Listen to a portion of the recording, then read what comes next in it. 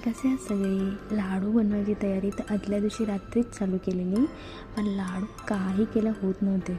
शेवटी कंटाळून ठेवून दिले आणि मग दुसऱ्या दिवशी परत ट्राय केले.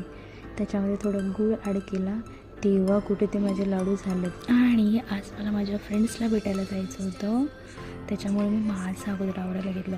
पण टस्कीला ते मंजूर नव्हतं, कारण ती माझ्या साडीबरोबरच खेळत होती यार. मला उशीर पण होत होता, त्याच्यामुळे मग तिला अगोदर साईडला केलं आणि मग मी माझं आवरायला घेतलं, कारण मला काही करून 1 वाजेपर्यंत रिटर्न घरी यायचं होतं. आणि घाईघाईमध्ये मी साडी एवढ्या खाली घातलेली ना की एकदा तर मीच पडता पडता राहिली.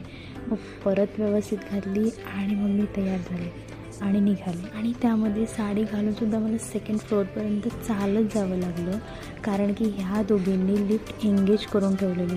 अक्षरशः त्या लिफ्टमध्ये तयार होत होतं. आणि हे सगळं तुम्ही इग्नोरच करा, कारण की आमची तिळगुळ द्यायची पद्धत थोडीशी वेगळीच होती. होतो तर 3घीच जणी, पण पूर्ण हॉस्पिटल डोक्यावरती घेऊन ठेवलेलं. आणि कधीची खुशी बिचारी आम्हाला 3घींना सहन करत होती हो.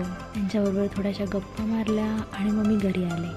घरी आल्यानंतर थोड्या वेळानेच दुर्वा आणि पार्थ पण आले, म्हणजेच माझे भाचा आणि भाची. आणि मग जेवण पण करायचं बाकी होतं दुपारचं, म्हणजे इव्हिनिंगचं, कारण इव्हिनिंगला मला जॉबला जायचं होतं आणि यायला तर 9च वाजले असते.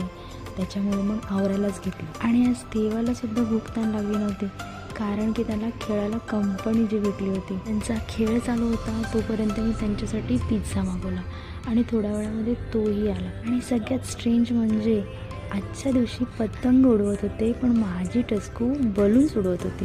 Thanks for watching.